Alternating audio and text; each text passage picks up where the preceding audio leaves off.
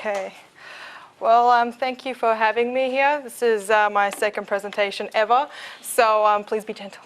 Yeah, so I'm only speaking from my experiences and my perspective and take on things. I'm not going to try and pretend like I'm like the guru of this, ET, experience and all that sort of stuff. So it's just me here, just me talking here. So yeah, so Starseed journey. Anyway, so. Who am I? I'm a human being for the most part.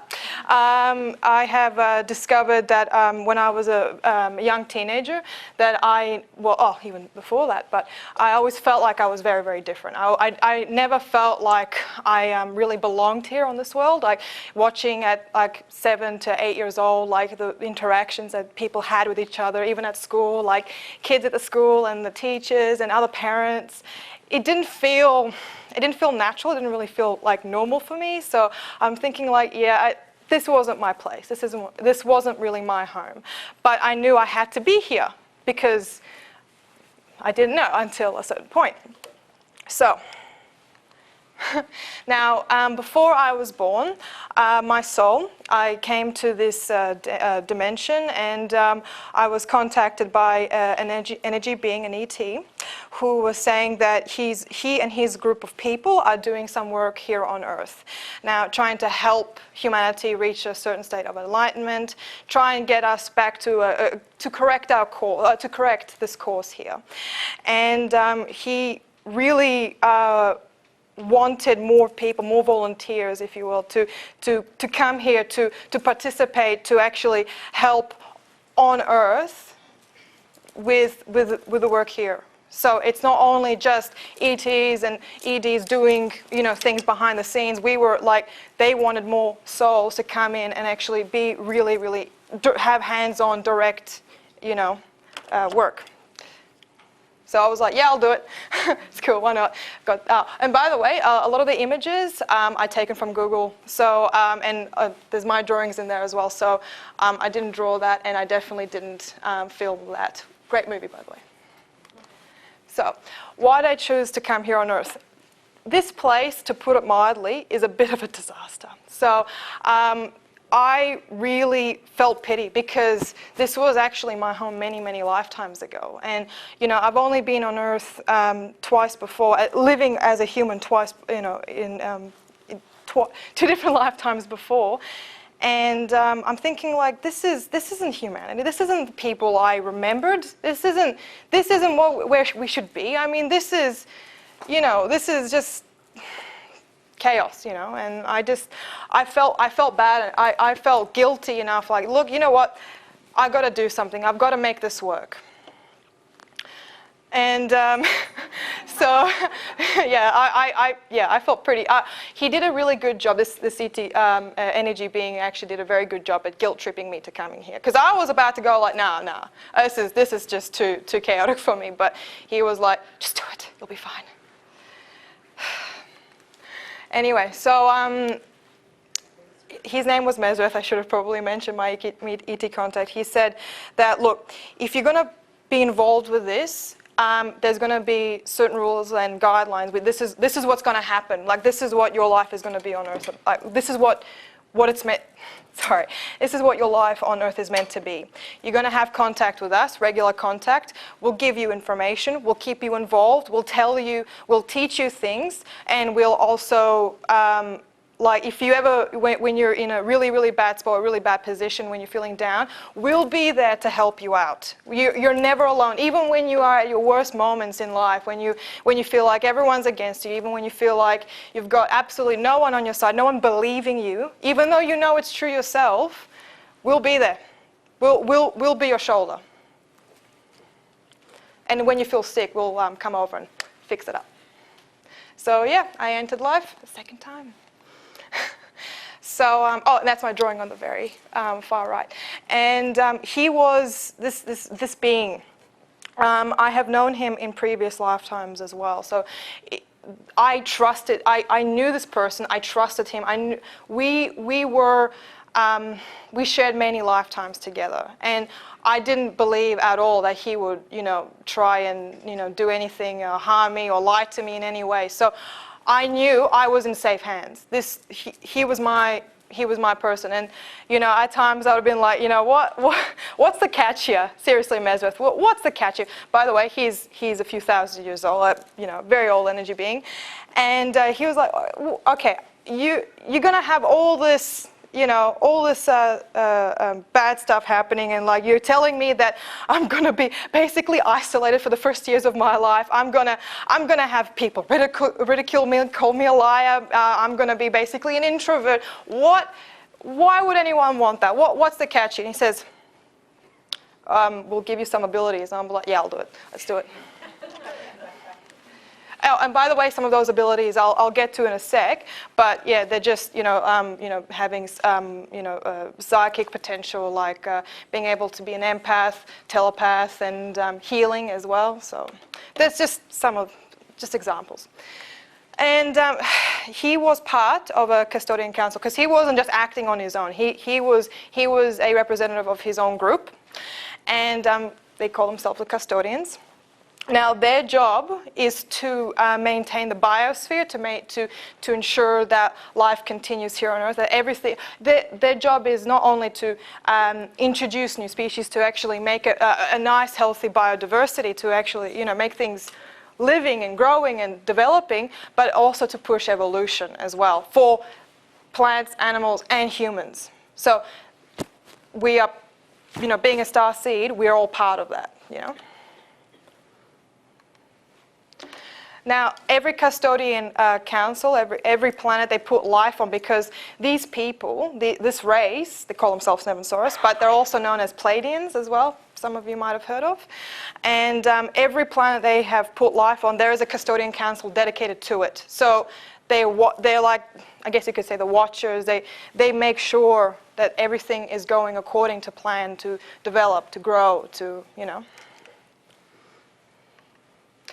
And each member of the custodian council has a particular aspect of you have some custodians who are like who embody strength, and some embody wisdom, and some embody inspiration.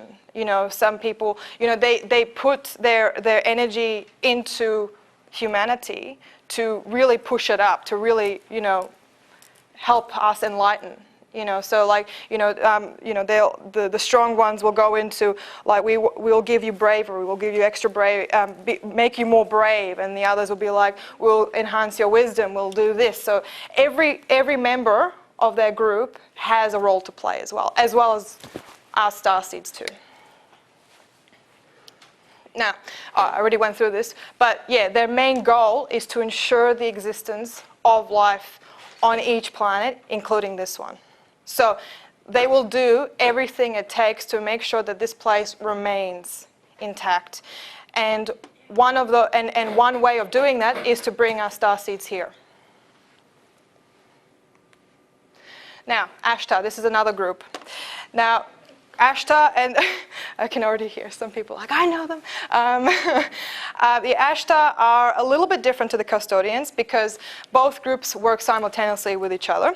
Ashtar are a group of a collaboration of different ETs, representatives, that work together to have a social and political impact with humanity, to engage humanity with. Like, they're kind of like ambassadors, I guess you could say. They work they orientate themselves heavily around contact and social. Like, they encounter groups of humans. They put a bit of themselves into them, and they're like, here I am. This is me. To sort of like it's their way of trying to give us to show us that there is a diversity in this galaxy. There's not just one race, there's many of them, millions of them. I don't even know how many. There's a lot. So it's to show that there is a collaboration. It's just this one dominant species in this galaxy that runs the show. There isn't. It's a unified system. It's a collective, So, and that's something that they really, really, really want us to be a part of, because, it's cool. Now, every planet that has reached a certain level, each planet with life on it that has reached a certain level of intelligence has an Ashtar Council to it as well. So they work heavily around, bringing their,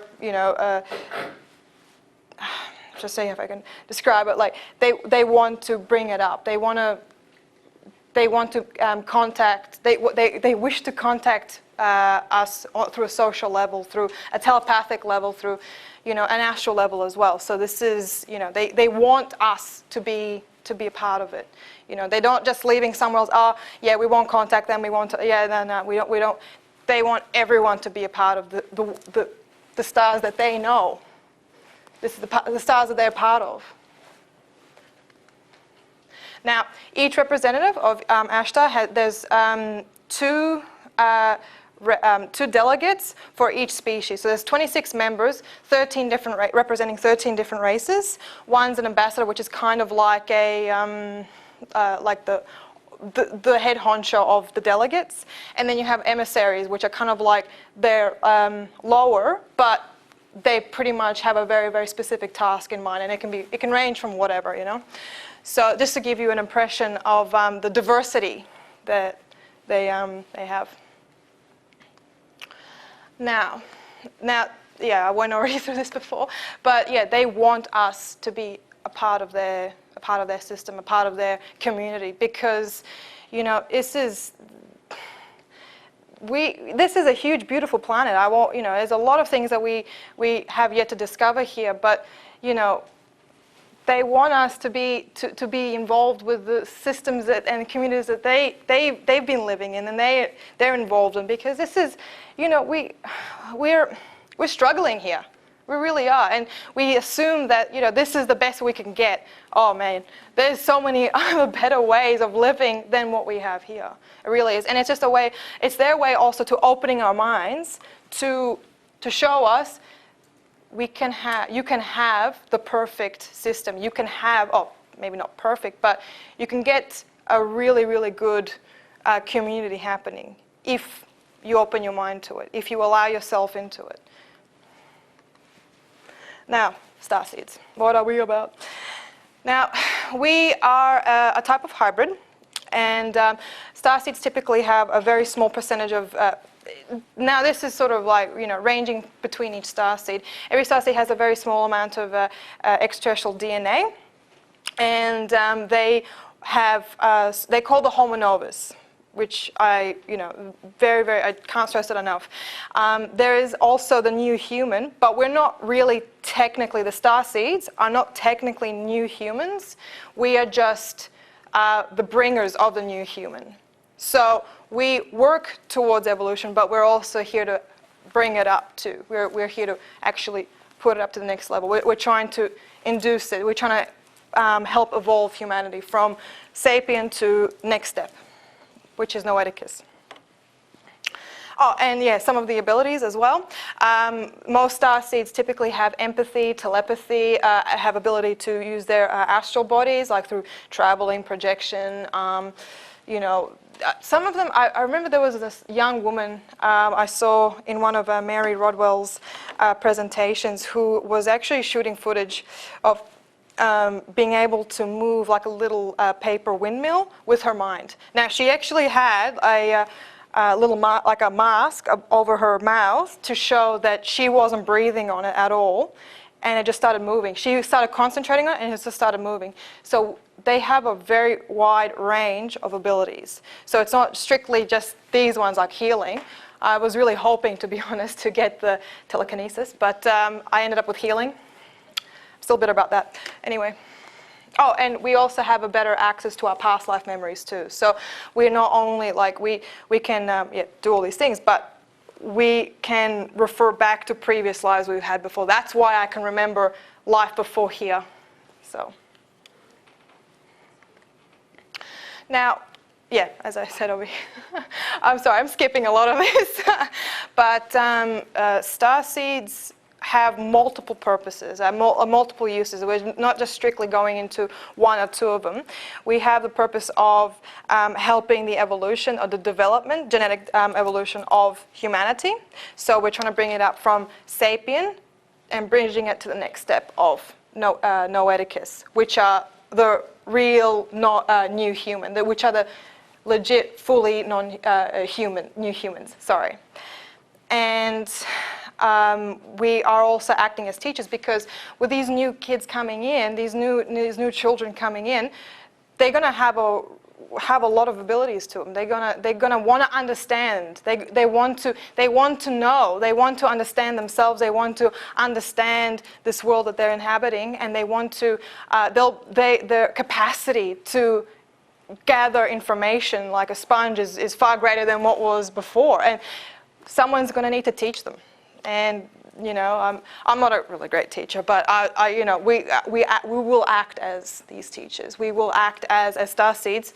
We will be the ones to help them out with it, because I don't want to be a Debbie Downer here, but for a group of with the Noeticus who are very highly advanced, being raised by people who have only known war, only known destruction, only been greedy and selfish. And I'm not trying to say that all sapiens are like that, but I mean it's just a system that we've been born in. To be raised in that sort of like warish, negative, destructive system, advanced people with that sort of rage and that sort of desire for war, very bad combination. So yeah, we're going to try and teach that out of them. Don't do that. And yeah, like we want to bring about enlightenment. We are, as Starseeds as well, we are also working towards first contact with ET. So as I said, we do multiple things. Now, the custodians were the Starseeds. They run the Starseed program every 100 human generations. So they're really building, trying to build up humanity as quickly as they possibly can. If it was left to nature's devices, it would take years and thousands upon, maybe even millions of years for us to reach the next step of Noeticus. But with the custodians, they're pushing it up as quickly as possible because we don't have that much time, to be honest. And as I said, I'm not trying to make a doom gloom here, but they want us to quickly evolve as quickly as possible. So that's why we're here right now in this day and time. And we come in with the creation of Starseeds. They come out in waves as well, so they didn't really start coming out until the mid-20th century. So you have the waves, like you have the first wavers, which are considered to be like the pioneers, and then you have the second wavers, which are kind of like really establishing themselves here, and then you have the third wavers, which is sort of my generation, early to 21st century, who are really forcing it, who are really pushing it forward, right? And I don't want to make it sound like we're the cool ones, but we're a little bit more evolved than our predecessors. So, and with Starseeds, it really doesn't matter where you come from. It really doesn't matter. Starseeds are global. It's a global thing. There's hundreds of thousands. There's maybe even a million. I'm not sure exactly how many. I can only guess, but it doesn't matter where you come from. Starseed is a starseed. I had this one woman from America who messaged me because I met her through Mary Rodwell, and she was from Detroit, and she says she was telling me a little bit about her experience, and she was saying like, I can do all these sort of wonderful things, and I don't understand. I thought this only happens to white people, and I was like, no, no, it doesn't. It doesn't. It happens to everybody. But it was just to give you an impression. It's global. It doesn't matter where you come from. You can come from Australia, Italy. I'm just throwing these things out there. Croatia, just anywhere. It's everywhere. Now, Ashtar, when dealing with starseeds, we heavily there's a lot of contact between us. So Ashtar do a lot of interfacing with the starseeds. They are kind of like the educators, kind of like the ones who show them new things, who teach them new things, to have a chat with them, to show like, you're not alone here. We have your back. You know, we've got you. Don't worry. We will be in contact with you. And this is what I've had for more than half of my life, because, you know, if it wasn't for the Ashtar talking with me and being there when I absolutely needed them, I wouldn't be here today. And it's just a fact. I would not be able to have the courage or the capacity to come up here and talk to all of you amazing people to, you know, to share this message, you know. So it means a lot that, you know, thanks guys. But yeah, so they want to show that they do exist to us, that they, you know, like, you know, when you think as a starseed, and you're having these contact experiences, you think like, oh man, I must be going crazy. I must be the one who's losing my mind. I think I need to go on some sort of medication to cope with all the voices and all these bizarre things, hallucinations that are happening to me. And it's none of that. It's a reality. And they want to show that they do exist. Like for me, when I was about 15 to 16 years, and I was reaching my lowest point. And then what they started to do was to talk to me, like through telepathic communication, and mostly telepathic. And they started telling me their individual life stories in detail. And they were telling me how some of them used to be performers of some sort, or other, you know, performers. There was also engineers as well. So they were telling me in deep histories of their lives to show me that these are people. They have families. They've got a job, which is to help us. It's not exactly a stable job, but you know. But it's to show. They were showing me that, look, we are people as well. This is not. We're not some sort of mysterious force that, you know, has this, or, you know. I guess my way is, what I'm trying to say is, I am here to demystify them.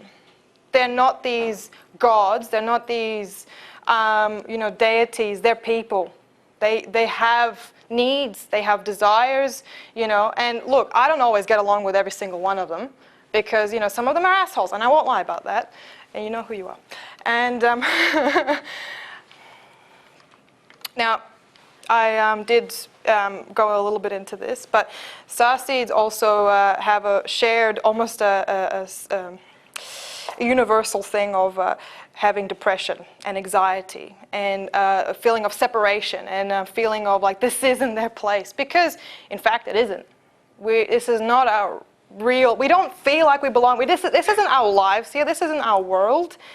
But we did come here for a job, and there's like an how I say, like a desire, like a purpose, a goal. It may be unknown, but there is something. And a lot of starseeds tend to feel like, oh my God, I don't even know what this is. I don't know what I'm supposed to do here, but I have to do something because I can see all this horrible things happening, and I have to do something. I've been put here for a reason. And unfortunately, a lot of some of them.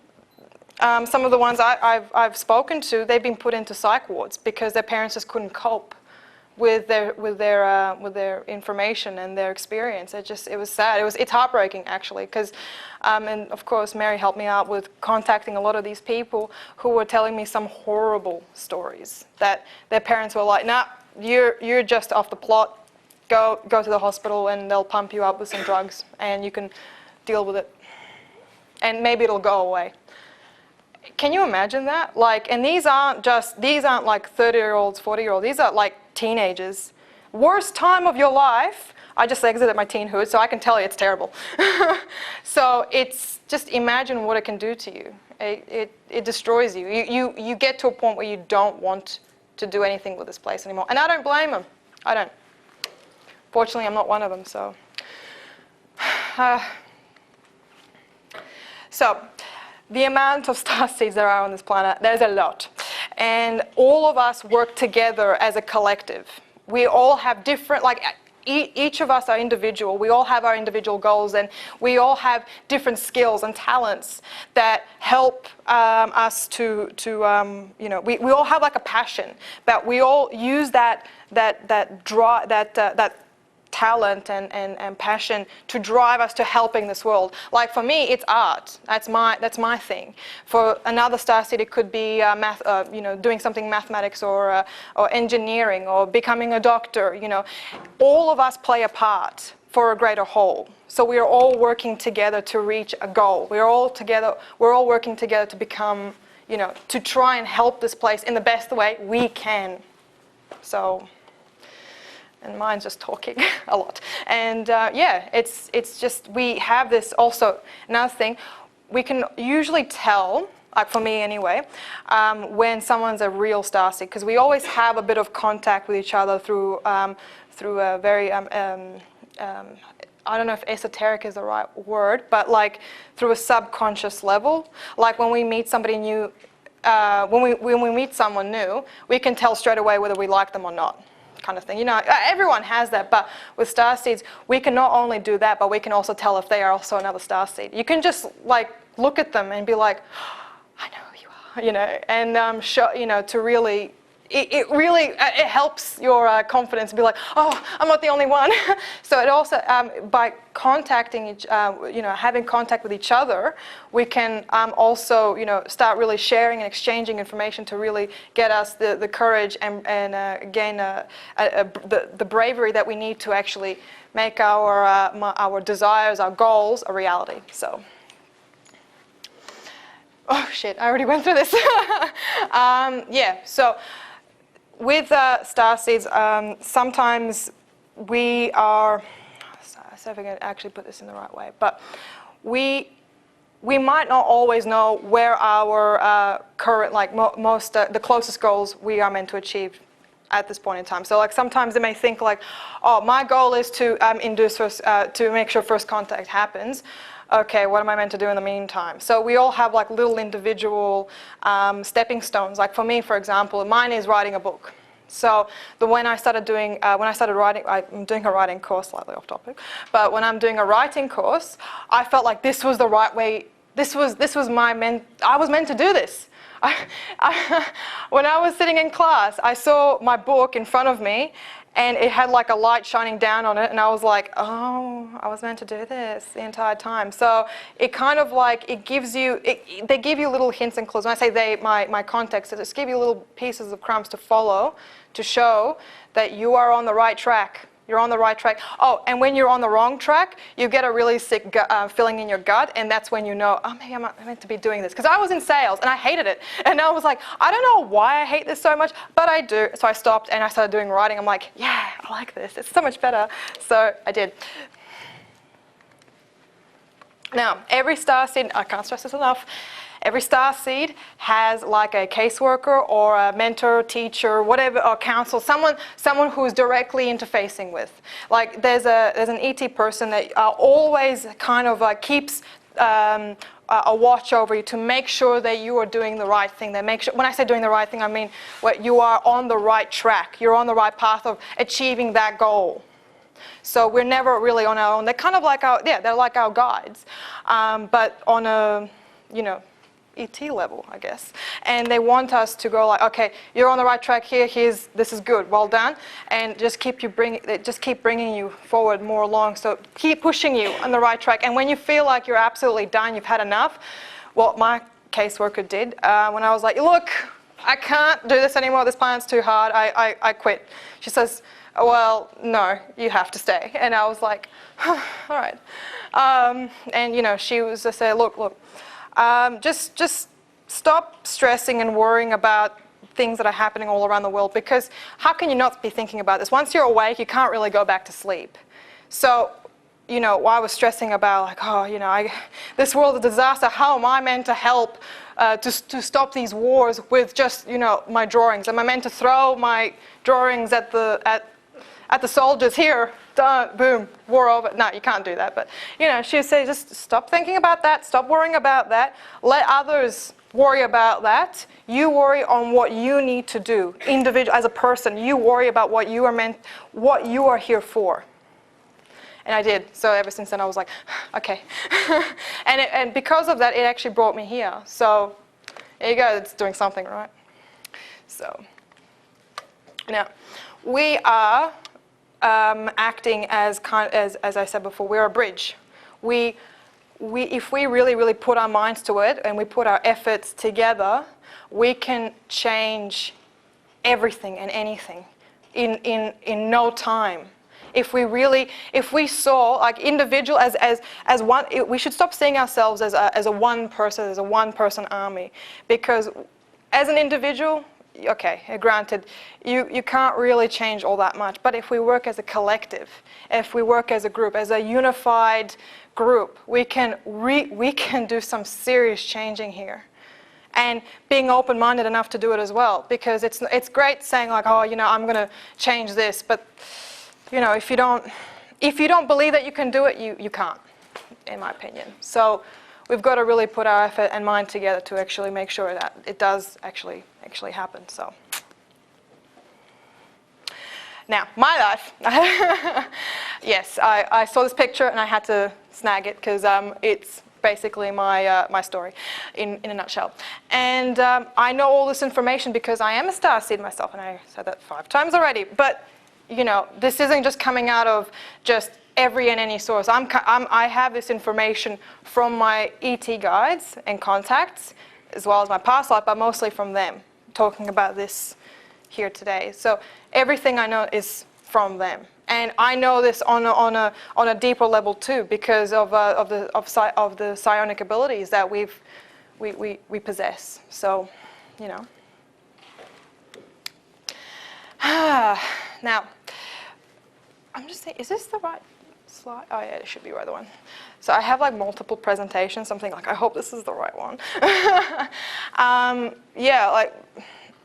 Mesrith has contacted me when I was about 13 years old. On my 13th birthday, he was the one who says, right, all those years that you've been feeling isolated and alone and feeling like you have all these past life, all these memories that you don't remember yourself doing, but you've done them. Well, there's a reason for that, and I'm that reason. And I'm like, oh God, it's you. And he was kind of like he was the one who came to me with this offer saying, look, we know you are here for a reason. I am here for a reason right now, and it's up to you if you want to actually take this as a truth. See if I can actually word it correctly. But he was basically saying, look, you've been feeling like this for a reason, and this is this reason. You are a starseed. You're not 100% human. You're not. This is not your home. And we can really help you out with this. We can show you, we can guide you, we can help you out. If there's anything you need to know, we will tell you. So it's up to you. Do you want to take up this offer? Do you want us in your life? Do you want us to contact you? Do you want us to participate in your life? And 13-year-old me was like, yes, do that. Have fun. And I did ever since. When on that night, mind you, I was asleep. So I was in my bed and I was having this wonderful, it's not even wonderful, it was just this random dream, and he pops in and he's telling me all this. And when I agreed to have him in my life, to have them in my life, he was like, good choice. And he pulls me out and all of a sudden we're in space. I'm thinking like, oh, this is really cliche. And he starts guiding me to the moon. And I'm thinking like, why are we going here? He says, because I want you to meet somebody. And I was like, oh God. And we started flying closer to the moon. I wasn't on the ship. This was astral traveling. Can't stress that enough. I wasn't having a physical thing. I was having an astral thing. And we started flying around the dark side of the moon. So can I take this off? I'm cooking in here. Is it all right? Do you mind if I just sit down or? Cool. Take this with me. I like this pointy stick. Sorry, one sec, guys. It's really hot. But yeah, as we drifted past the surface of the moon, sorry, sorry, one sec. Sorry, guys. Yeah, I'll be all right. No, I'll be okay. Oh, thank you. Thank you. Don't want to get it too close. Sorry. Now, can you all see me, or is it all good? Awesome. I'll just make really big hand movements and we'll know what's happening. So yeah, as we drifted past the dark side of the moon, I saw this base, and it was not exactly like very, I can't remember the exact details of it, but I do remember there were heaps of lights shining from the surface. And it was kind of like looking at a city at night. There was all these little specks of light and line work and all these beautiful structures, and like, you know, it looked like markings on the ground, and it was the most amazing thing I've ever seen in my life. And it was like this white blue glow, and it was absolutely incredible. And what we did then, we stopped at this one point on the surface, and there was like a I don't know, some sort of circle, a light circle on the ground, and we're just sort of above it, and then all of a sudden we're just being pushed through, like all of a sudden all this force just sort of like sucks us right through it, through the surface. And I'm thinking like, okay, this is a bit of a roller coaster. And he was telling me, he's like, don't be afraid, whatever you see, just stay calm, you know, it'll be okay. And I'm like, okay. And we're flying through the surface, and all of a sudden, I see a room, like not a room, but like this huge bay inside, like an eco dome. And I'm thinking, like, an eco dome under the surface? What is this? It was something like there were like trees and all these sorts of. I saw birds as well. I'm thinking like, oh wow, and it was just I wasn't expecting any of this. I'm thinking like, wow, this is some Star Trek stuff right here, and I was like, wow, this is pretty impressive, you know. And as we're flying through it, we kept going down. It was kind of like I guess you could say like an elevator. We just kept going through all these different levels. So the further down we got, there were all these different levels. So then below the sort of eco dome level, there was like all these buildings, and then you could see all this activity with other ETs there. I'm thinking like, oh wow, you know, am I like in the cafeteria or something like that, where the food court? Like let's do that. But it was just all these. Like this activity I've never seen before, and I'm thinking like, this is amazing. And the further down we go, we ended up in this on this platform, and I'm looking at Mesrith, and I'm like, are we on the moon? And he says yes, and I'm like, is the moon hollow? And he says yes, and I'm like, oh, okay. And I was just like, wow, never would have imagined. I can't. It was just beyond me. I was just like, I was having way too much fun looking at all these different types of beings walking around, you know, just doing their business, like all moving, all had a job to do. And I'm looking at this, and I'm like, wow, this is like amazing. I was floored. I absolutely loved it. And so we went to this building.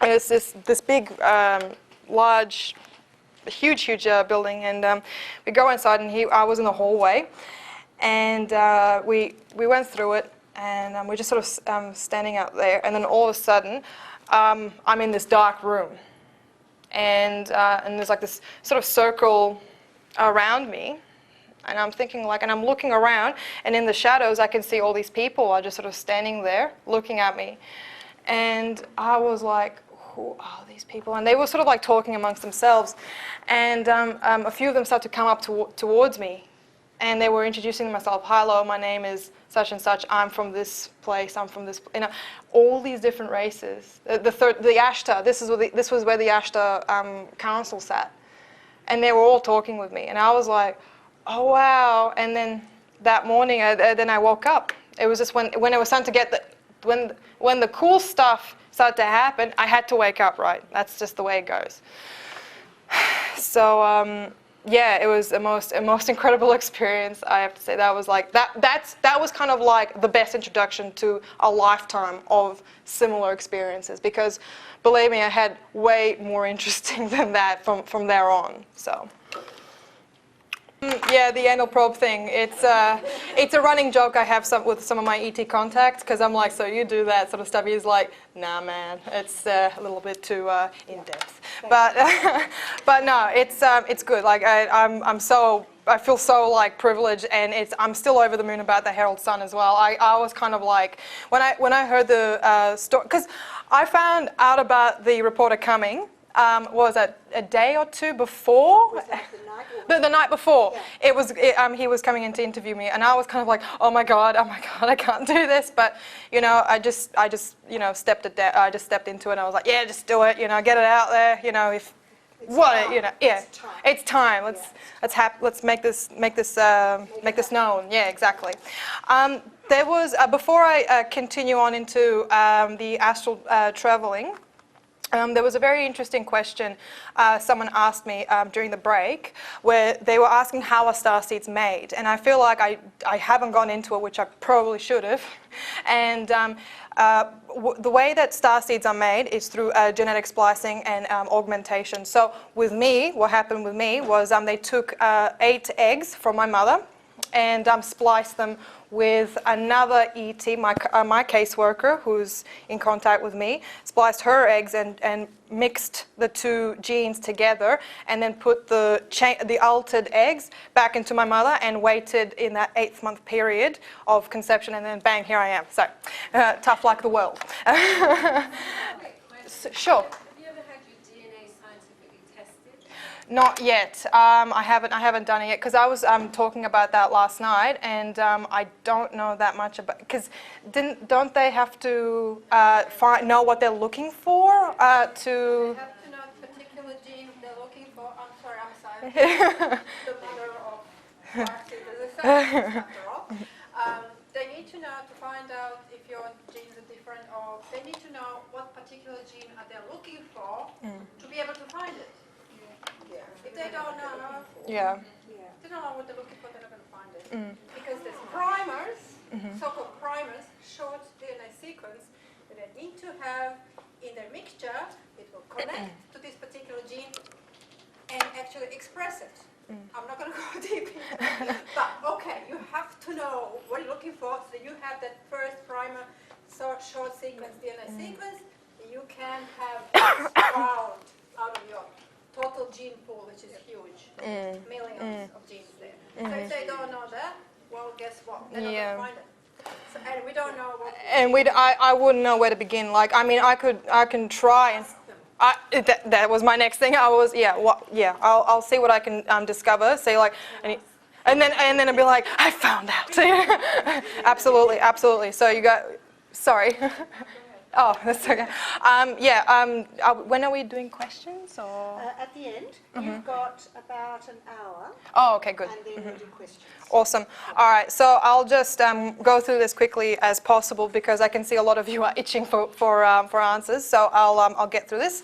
Now, Mesrith was the main person who taught me how to astrally travel. I'm not going to pretend like I'm the absolute master of it, because I'm not.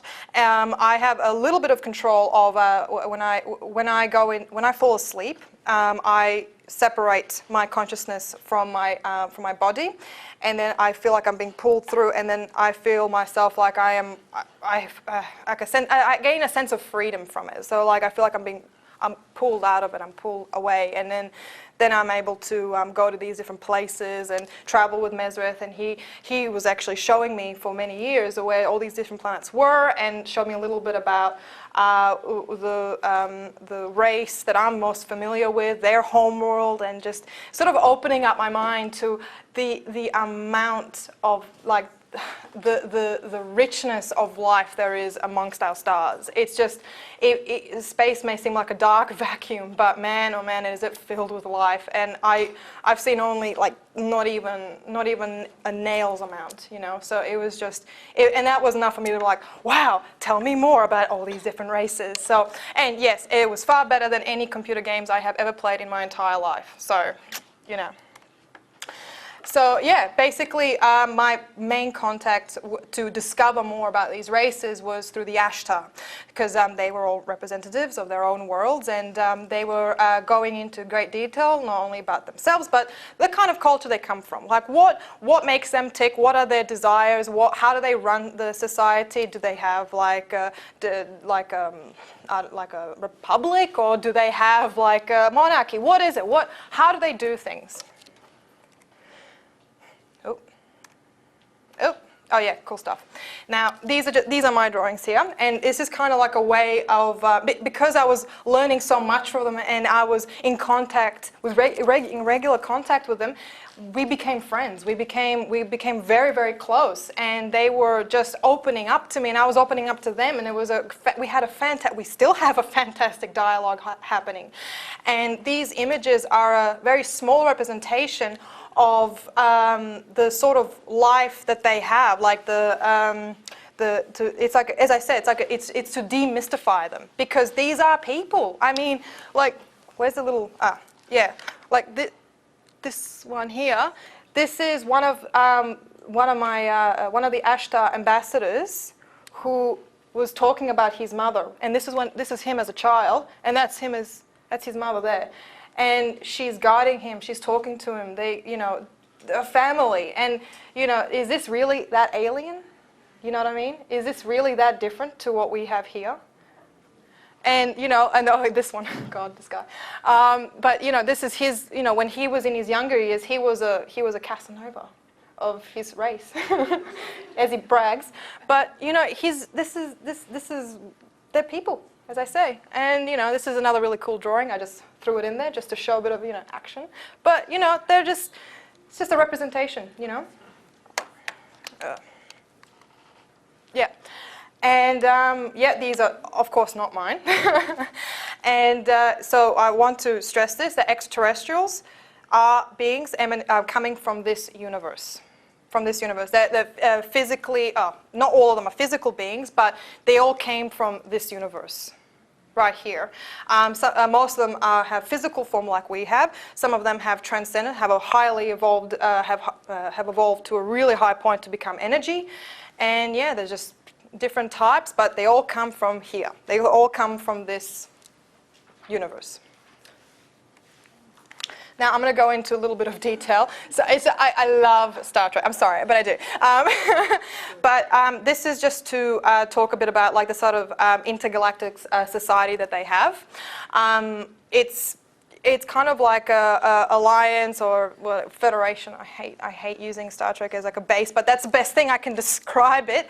But they all work together. If you want to travel amongst the stars, you will encounter other races, and make sure that you guys don't pick a fight with anybody, because if you want to share this space, you got to all play nice. So this is a sort of like an alliance they have together, like a cooperation. And of course, there's an exchange of information and technology and new discoveries. So it's all that. And it's something that they want us to be a part of as well, because, I mean, this is the surest way to get us to evolve, Oh, shit, what have I done? Oh, what have I done? Hang on. Oh, okay. All right, cool. Now, here's what we've all been waiting for, a little bit about the races. Now, I will only talk about the ones I'm in contact with. There's 13 races that I have, I don't want to say a lot of information about, but I have far more information than outside of that. And now, the Rocktaris are ancient beings that are both organic and synthetic life, and they are very, very physically developed and evolved. They can, they're highly adaptive to nearly any environment. I mean, they can, breathe oxygen, and then they can switch their respiratory systems to breathing methane with ease. So just to give you, and of course the healing, the regenerative abilities. Any wound that they get, they can heal within a few seconds, of course, depending on the severity. Their society is heavily around technology and evolution and growth and adaptation. They want to reach as high point as possible through their physical being. And they're extremely intelligent. They can interface with most computers. And what else can you guys do? A lot of things, apparently. But they are also have a level of telepathic ability as well. And yeah, they're just incredible. And the lifespan can reach to about 5,000 years old, from what I know. So, but yeah. Yep. Now, the Arinu, they're the exact opposite. The Arinu are also very highly evolved people, but they focus entirely on the mind, on the psychic aspect of things. Whereas the Roktaras mostly focus on their physical being, the Arinu focus on the mental being. So they're probably the most developed psychics in this tiny sector of the galaxy. So, and these guys can also live to roughly about 5,000 years as well. But they developed on a very, I should have mentioned the Roktaras grew up on a very hot, not humid, but very hot volcanic planet. Pardon me. And you know, they're just, it's very, very, like, it can get very, very hot over there. So, but the Arinu, they grew up on a very, very cold, frozen world. Their star is very, very poor in hydrogen, so it doesn't burn as brightly. So their planet is mostly covered by ice. And yeah, these guys are just crazy in a good way. Now, the Machanai. Now, these would probably be known as, oh, should have gone back before, yeah. Sorry. But when the Arinu make contact with humans, they, as I said, they are mostly focused around the mind and psychic abilities. They can sometimes create the illusion that they're Nordic. So some of you might have heard of the Nordic-looking races. That would probably, I'm not saying it is, but that would probably be them. So, yeah. Machanai. Now, these guys probably can range from, I'm going to have to stand here for a second, but they're quite short, but not as short as some of the other races that are out there, because some of them can reach to about 1 meter, you know. But they can be probably about just over 1 meter, not that tall. Very, very physically weak. But their minds are, they have big brains, so they can process things. They're very hypercognitive. They can process things. They can adapt to situations practically instantaneously, unless they are forced to breathe methane, then they'd probably die. But you know, they can adapt very, very quickly, and they are kind of like the best engineers and scientists in this little sector of the galaxy as well. And for the reason their eyes. Oh yes, sorry. The background is something from the internet, but these little drawings here, they're mine. So yeah, sorry about that, guys. You know, the reason their eyes are so big is because they grew up on a very dark planet, where there's a lot of thick cloud cover, so very little sunlight does actually penetrate the surface. So they have adapted to the dark mostly. Now, the Barari, they're similar to the Machanai, but they have a bit of a more of a humid, very hot and humid planet. They have a lot of mushrooms, kind of like huge mushrooms growing on their planet, like these some crazy sort of things. They're kind of like they're the more spiritual ones. I would say they're probably the best healers as well. They can heal a lost limb.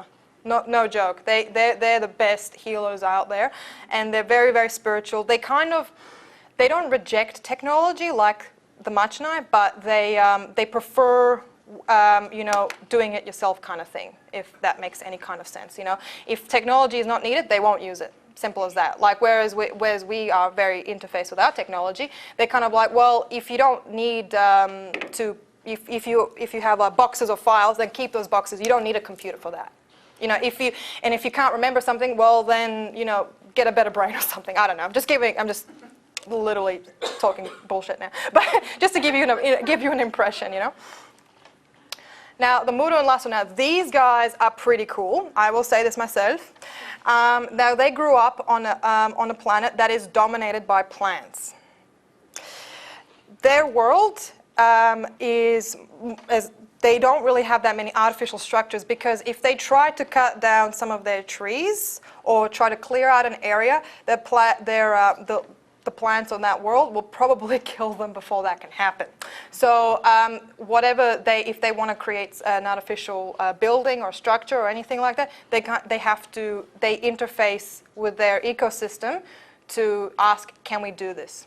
So now the Muru are the ones that are more humanoid in appearance. And the reason they have green skin is because they have a little bit of chlorophyll in their skin cells. So that's what gives them the green complexion. And the Lasru, which are the more plant beings here, they can move. They're moving plants. You can actually communicate with them. Granted, they can't verbally communicate, but it's through telepathic communication. And these two life forms are in a symbiotic relationship. So the reason why that the Muru can, create a civilization is if they have their Lasru counterpart to say, like, we want to do this, and they work together. They work as a collective together to evolve. They're biologically connected. Thanks, Mom. Jeez. So yeah, this little drawing on the side here, the sketch, is just to give you an impression of the close relationship that these two beings have. Now the Azoni, now these guys are my people, seriously. Love them. Now the Azoni are a very culturally rich race. They have a very, very sophisticated social system. To them, war and conflict is abhorrent because they are probably some of the best empaths as well. If they try to harm another, they will feel it tenfold. So, I think they had a war once in their entire history, but they stopped because it was causing them too much pain. So they were like, you know what? If we can talk ourselves out of a problem, we will. So they're they're just very calm, they're very luxury, sort of relaxed people. They love, they're creatures of comfort, far more than we are, I will say. And they are just, they're just fantastic people. They're the best singers, in my opinion.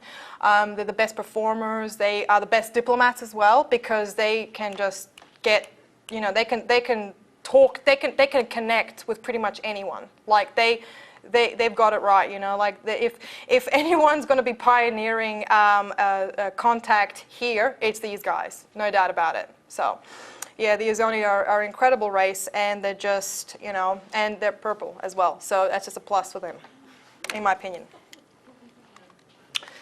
Now, the Xanians. Now, these guys are coming from a very hot, dry world. Not entirely, desolate of life. There is life on it, but mostly because their planet is very, very close to their sun. And they're very, very mathematical, like sort of engineering geniuses. They structure things, but they can be more. They have a charm. They have this weird charm to them that, like, you just want to keep coming back for more. Like, they're so intelligent and so with it. They're very grounded beings, I should say. Whereas the Azoni are a little bit more like, the Xanians are the ones who are like, yep. This is how it is. We're grounded. This is the logical way of doing this, and blah blah blah. Now, an interesting thing: Xanians come from the Sirius star system. Some of them might be, some people might know them as Syrians. So here you go. They're an interesting bunch, to say the least. Does it actually say if it's A, B, or C? Their planet is orbiting Sirius B. But there are some times of the year where they actually have two suns in their sky. But it's not all year thing. Sometimes they have it both in the same sky. But yeah, there you go. I think that's during their summertime as well. So anyway. Oh, and by the way, summer for them is kind of like winter for us. They hate it because that's where everything dies, kind of thing, or everything goes away. Winter time, now that's a good time to be around because, everything's green and everything's not so hot. So. Now the Xanash. Now these guys are coming from a very humid but very jungle planet. Like there's a lot of life on there that's quite dangerous. These guys are the best physical shapeshifters as well. So they are like, and these paintings here, I did them some years ago. Unfortunately, they're sold, guys. I'm sorry, but but they're just to give you an idea of how they look and their skin tone and all that. They are some of the best shapeshifters, I have to say, and their society is very rigid, in my opinion. They have a monarchy, but it's sort of switching over to to a more of a democratic republic system, like what we kind of have here to this day. I'm just trying to think. What else about the Xanash? I've got a feeling I have to say something else, but I completely forgot what it was. Oh, yeah, they are also kind of like the new members of space travel as well. So they're kind of, they're new to this as well. So they've only been involved for a few decades. So just to give you the reason why they're sort of a little bit lagging behind is because they've just recently started traveling. So that's why they're kind of like switching from the old system. Sorry, did you have a question? They're amazing, amazing. Thank you. They look like hieroglyphs. Yeah, well, the thing is, the Xanash culture actually used to travel spacefair for some years, but they were forbidden to travel for a good portion of their society because they started to get a little bit more ruthless. But when they were traveling, they found Earth, they made contact with Earth and the Egyptian culture. Anybody? So that's kind of like where they influenced humanity in ancient times. So, yeah. Was it the Chaldeans that helped build the pyramids, or was it? With the pyramids being built, they were built by humans, but they had help like blueprints and technology that came from ETs. So it was like a not just two, but it was a collective effort to build these pyramids. And it was not just the pyramids in Giza; these are pyramids all over the world. So it was every pyramid that has been discovered has ET technology to it. Thank you, and architecture. So. That's why they're a little bit weird. Now, the Wyvern. Now, these guys are new as well. Now, the Wyvern are, and please excuse this drawing over here of this lady here. They're actually a lot taller than that, and back then I couldn't draw, apparently, and proportions.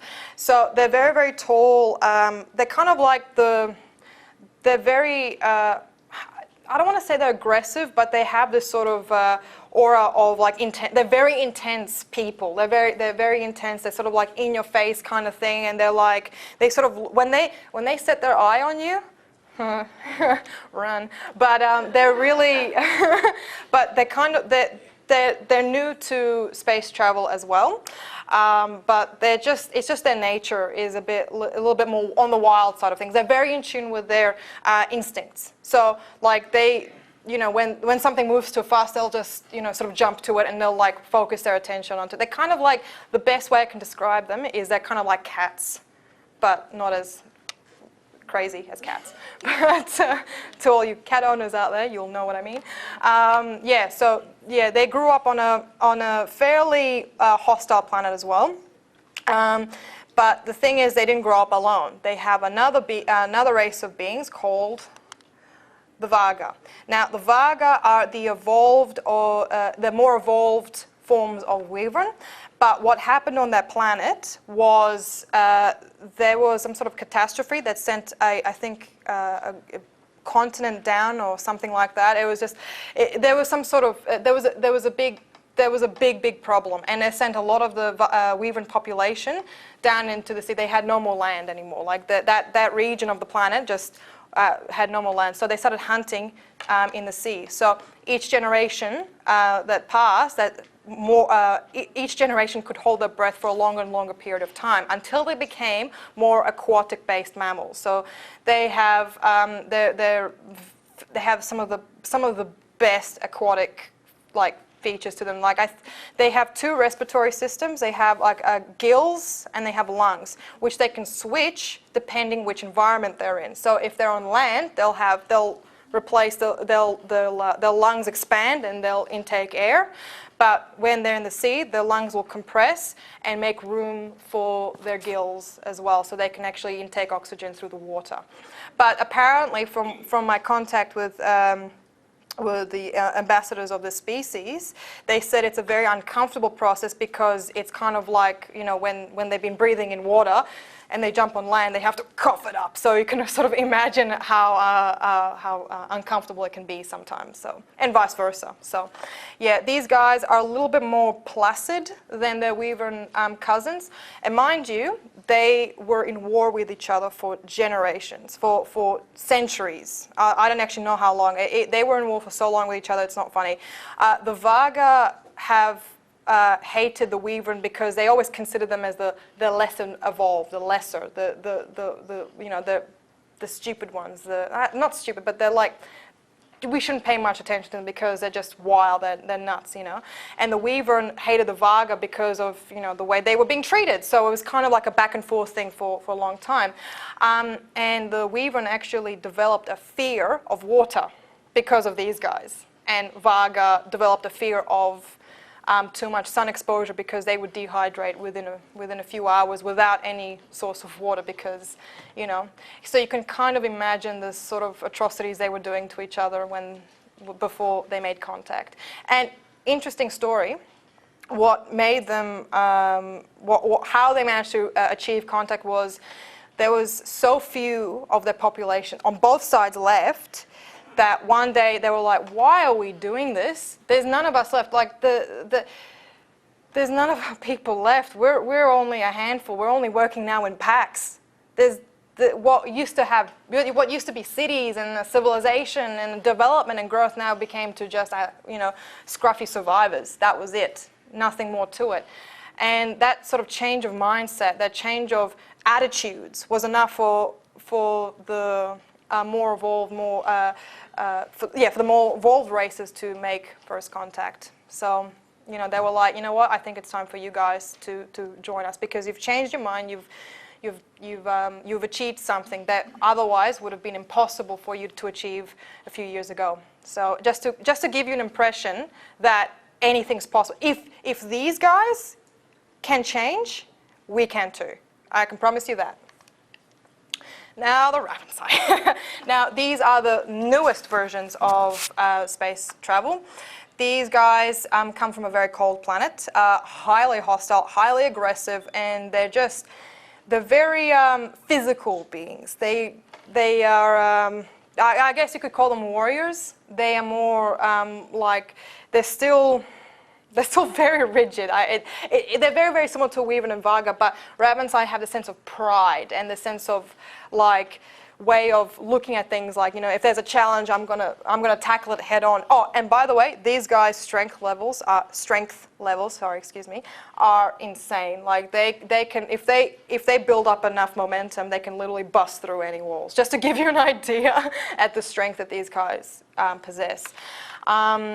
They have a very, they couldn't really create a proper civilization because they would keep fighting and destroying each other before they could actually lay down a foundation.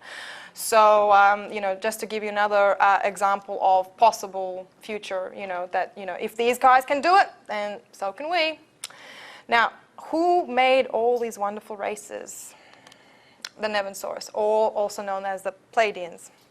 Now, these beings, the Nevensaurus, one of my contacts is Mesrith, who's a Nevensaurus as well.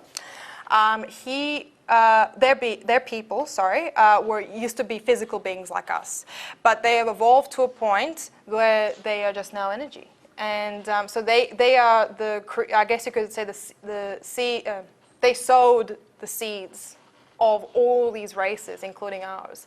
So they're kind of like our, this is going to sound so corny, but they're kind of like our interstellar parents, you know, you know what I mean? So, and these other races are also our siblings as well. And there's a love and a community here that, you know, that is just this far away from us. It really is, and you know, it's amazing. And the Nevensaurus are probably like, they're practically immortal because they're energy, and they're like omnipotent. Omnipotent, thank you. Yeah, that's the word I was thinking of. But they have they're like the avatars of the universe, if you will. They are part of this universe, have a stronger bond with this place than we do right now. So they understand a lot of it. And for a lot of these races, these younger races, when they see an Evan source, they think they're just so far advanced. Because remember, they're hundreds of millions of years ahead. Many people tend to think, oh, well, you know, they won't understand. They won't really get it because they don't understand these sort of issues that we have now. But they used to be. So they're kind of like parents. Like, you know, remember when you were a child and, you know, you have a child and, you know, your child thinks, oh, they're an adult and they don't know anything. They do. So, you know. Now, as another thing, extra-dimensionals. Extra-dimensional entities are from another dimension. Don't get them confused with ETs because I can't stress that enough. Extra-dimensionals come from various different planes and dimensions, and they come in various different forms and sizes, and there are far more extra-dimensional entities than there are ETs because we have this one universe here. Imagine how many infinite there are at the rest. You know what I mean? Like there's so many others. There are far more of these guys than that. And the thing is, these extra-dimensional entities have, some of them have a very interesting ability where they can actually bend their subatomic particles to a point where they can actually literally fall through all these different fabrics. So when they come here, they're just falling through and just like they're phasing, like they rematerialize themselves to hold themselves stable enough to remain in whichever frequency they choose to be in. Extra-dimensional entities also are kind of like the reverse of ETs in some ways, because if they want to remain in a particular plane or realm, they have to suck energy from that realm to be able to keep themselves stable, because that's not their home dimension. They can't. It's kind of, they don't have a real anchor. They're kind of like drain pipes. And some of these people actually have found that, you know, some of the shadow people tend to. I'm not saying that all shadowy figures are extra-dimensional entities. I'm just saying some of them could be, you know. And you know, the EDs typically have, you know, their own agendas going on. They have their own agenda. Most of them don't really care about this place because there's a plethora of other realms and dimensions and planes. They don't really care. But the thing is, some EDs have interest here. Now, the best way I can describe it is like, if you can imagine, everything is a food source for something. And some of these beings feed off emotions, of psychic energy, of life force as well.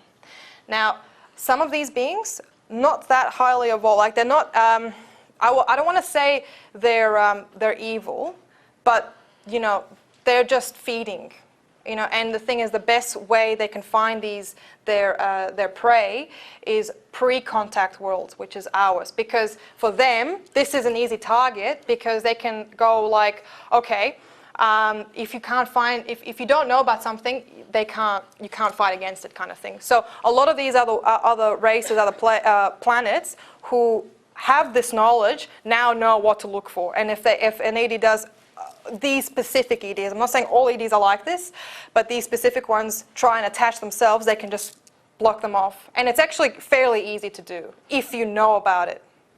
There you go. And it's kind of like I was having a conversation with somebody about some of these beings, and they were saying, oh, that they're so bad, they're so evil, they're so horrible. And I'm thinking like, well, do you think a tiger is evil? Like they're just looking for a meal. You know what I mean? You can't be too angry at them, but you can tell them you don't want a tiger to eat you, so you just, you know, whack it in the nose and it'll go away. But that's if you know where the tiger is lurking. Sorry. So what does it all mean for us? As I said, this universe is just like, is a start. It is just a start. You know, this place is so full of life and intrigue and information and knowledge that you cannot possibly collect within one lifetime. Certainly not. I mean, I have memories of in my previous lives, I came to this universe a few times.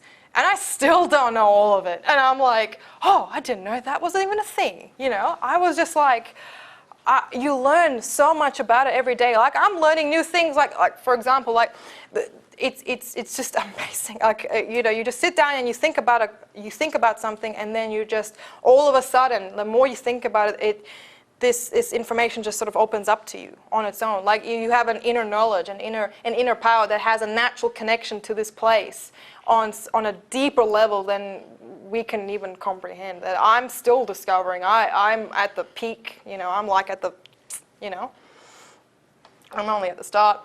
And I can tell you, you know, every time I have a contact with, every time an ET makes contact with me, or I make contact with them, or an ED, or whatever it is, I learn something new every day, and they learn something from me as well. So it's a shared thing, and you know, this universe is desperate to share this information with us. We just have to learn the language on how to understand it. So I think it's a very nice way of putting it.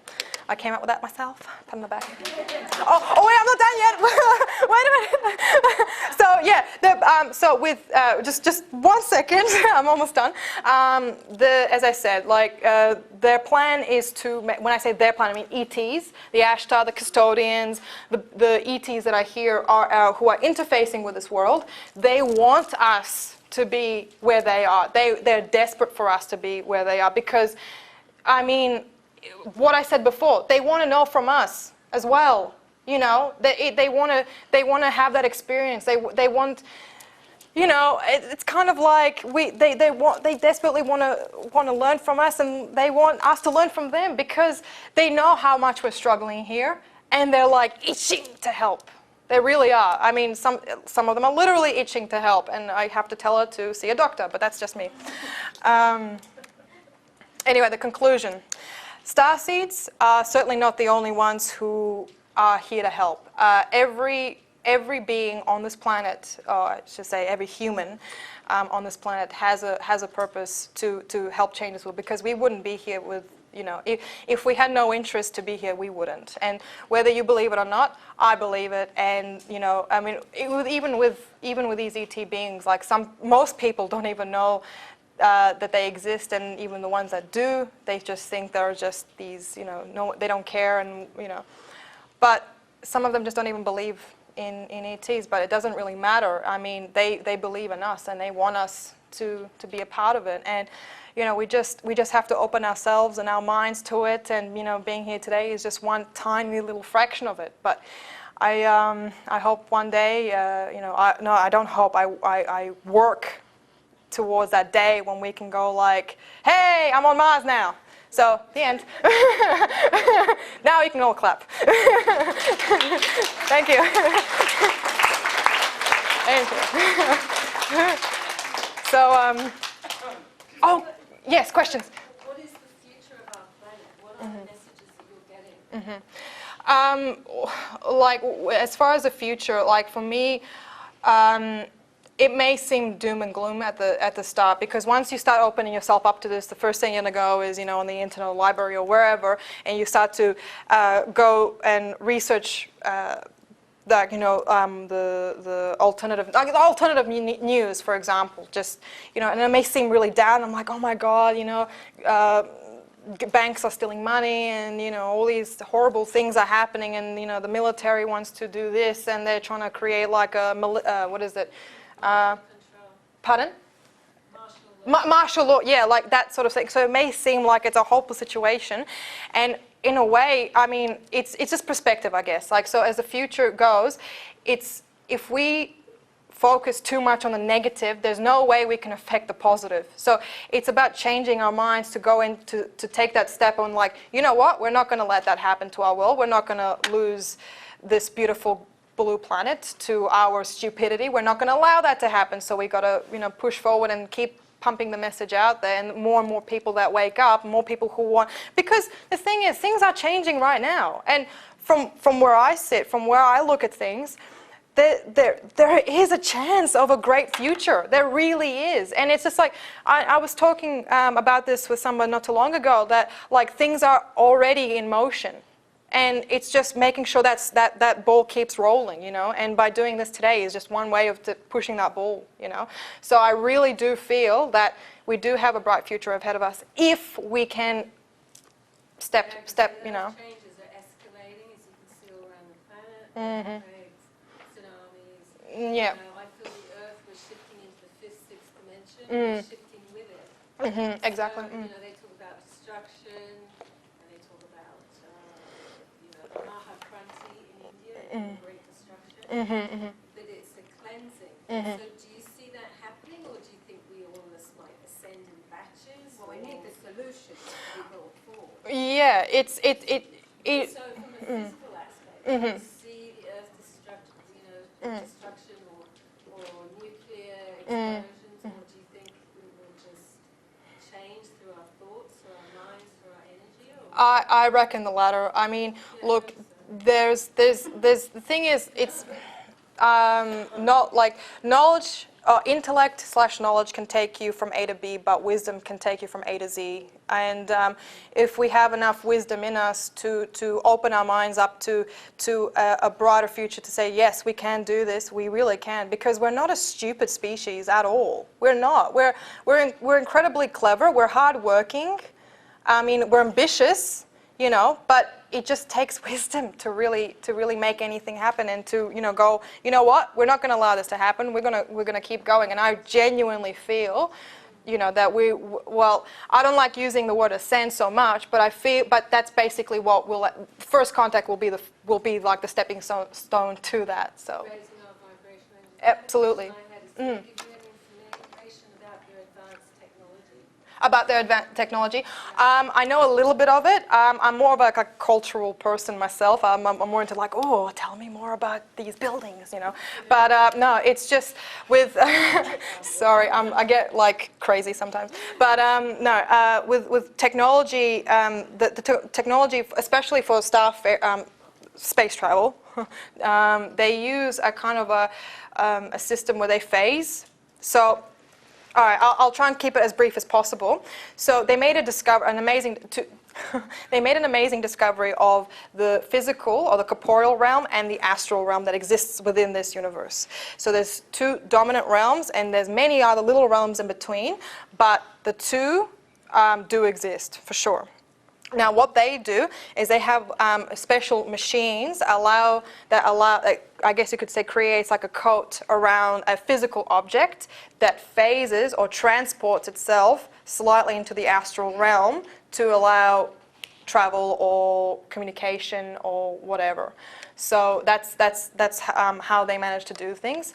And another interesting thing about the astral and physical realm, the astral realm is actually quite it's not quite small, but it's a little bit more packed in. So if you, let's just say, if your physical body goes into the astral realm and you take one step forward, when you phase back to the physical realm, you've just traveled several kilometers ahead. So just to give you an impression, it's a really mundane, stupid way of explaining, but that's just the way it was explained to me, because I'm not exactly the smartest person. But, so it's just, that's the way that their technology works when it comes to traveling and communication as well. So, yeah. Any more questions? Oh, God. Okay. I saw you first. Okay. Do you have a biological father or brothers and sisters? Beg your pardon, sorry? Do you have a biological father or brothers and sisters? On Earth? Yes. I do. I'm an only child. I do have a biological father. Yes, yes. He's in New Zealand right now. God bless him. But yeah, that I do have that. Sorry. Yes. Yeah. Sorry. Do any of your communications have been mentioned about a God source? Is there an overall creator, or is there a unified intelligence between all species? Well, in my experience, I don't want to get too spiritual here. I'm not saying anything against it. Please don't misunderstand me. It's just I have experienced a very powerful entity maybe once or twice in my entire life, and it has always been, to me, I've always perceived it as like a godlike force, and it's always felt like a very deep, benevolent, almost in a way a vulnerable entity. It's expressed itself to me, and it's just, I'm sorry, it's very hard to describe that night, I'll be very brief, I promise. That night, I was having a chat with someone about knowledge and about the idiocy of the question of how much do you know, and I didn't really quite understand the meaning of that question, because how do you measure knowledge? Is it like through, kilometers? Is it through weight or, heat? I'm not sure. Pardon? I suppose, but I'm thinking like, because I was asked that before, and I was thinking like, oh, how much do you know about ETs, or how much do you know about this? And I was like, I don't want to say a lot, because I would sound absolutely stupid if I did. If I said I know everything, I'm an absolute liar. If I know some things, it kind of like makes that the person that was asking me that question was kind of making me feel like, if any answer I would give was wrong. So I guess it depends how you answer. But anyway, that night I went to bed, and I wasn't really thinking about the question anymore. And all of a sudden I started to feel like I was falling. I guess you could say, my astral form. I've never quite experienced this before, even in my astral travels. And this only happened a few months ago, mind you. Now, I was in this huge, this huge landscape, and it was like these, I saw like the Milky Way belt, and like all these little stars and all that, and I'm looking at it, and I was sort of thinking like, it was just endless from on both directions, and I started to feel like I was getting a little bit closer to it, and it was kind of like a way to show that the more closer I got to knowledge, and then all of a sudden I started to feel like I was falling backwards. So the farther and farther away I got. So in a way, it was kind of like the more I learn, it just shows how little I know. And a lot of people can empathize with that, because once you learn something new, you think, oh my God, I knew next to nothing now. I really know very little about this, turns out. And as I was falling backwards, I was being like sucked through this hole, if you will. It wasn't a black hole, it was just this very, very bizarre looking thing. And all these shapes were just sort of dispersing in the background, like just sort of vanishing in the background. And each shape was like a representation of a piece of information I knew. And they just kept disappearing. It was kind of like it was kind of like a metaphorical way of showing that I really don't know as much as I thought I did. And I'm quite arrogant, so I'm not going to lie about that. So it was kind of like a shock to me, because I was like, wow, I don't really know that much. Turns out I'm quite, I know very little. And then I ended up falling into this sort of spot. It's very dark, sort of grayish sort of surroundings. It was sort of like this it was like a smoky gas sort of circling around me, and I couldn't quite comprehend where I was. And I'm just sort of sitting there, and this voice appeared. And it felt like it wasn't it was coming from me, but it wasn't me speaking, if that makes any sense whatsoever. Oh, thank you. But it was kind of like this deep. It was a female's voice, but it felt like there were other people talking in there as well, like at the same time. So it was really deep, and it was like, and the thing said to me was, you will never know it all, but you have eternity to understand it. And I was like, what does that even mean? But the thing is, it was kind of like a way that whatever it was, and I can't tell you what it was. I can only guess, but it was probably one of the most amazing experiences. And this is together with ETs and astral traveling. It's like right up there, top 5 easily. And I was kind of like, what the hell, And then I thought about that answer, like, showing, that it was kind of like, it was powerful, but there was a vulnerability to it, and I just couldn't. I'm still like, I don't get it even to this day, so I can't say much about it. Do you think it's vulnerability and confidence? Yeah. I think all of it, yeah, both of it, yeah, for sure. So, yeah, sorry, the yellow one, sorry guys. I have 2 questions Sure. about the starseeds. Yes. First of all, how do the parents get chosen, if they do? Mm-hmm. And do all the starseeds know who they are? Parents are actually selected through their genetic,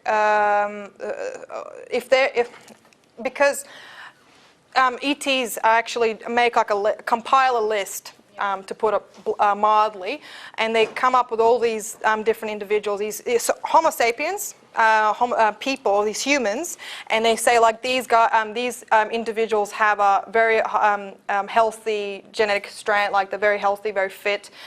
They'll be able to produce they'll be able to carry and produce a very healthy starseed. So they'll be able to, you know, they have a selection criteria.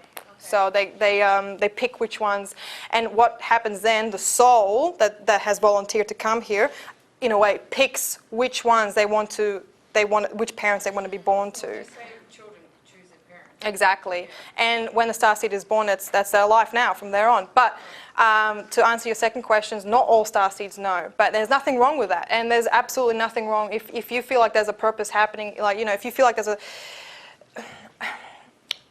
For a starseed, I can only describe what I know of them because, you know, I'm only using myself as a reference here mostly. But we all have a need, like we have a purpose. We have to do something, and not all of us know what it is. And there's no shame in it because you've got a whole life to figure it out, and there's no problem with that at all. Even just by being here is enough to actually create some sort of change, and just being open enough to say, like, I want to know more. So. Anyway, next question. Sorry, 1 sec. The races you were talking about, do they travel, you know, amongst themselves to each other's planets? Do they intermarry or Yes. whatever they do? And, Yes. They do that. It's actually a very common thing. Something interesting. I love that you asked me that question because I'm like, well, there's remember the plant, the muru and lasru. I'll bring back the slide. Just 1 sec, guys. Hang on.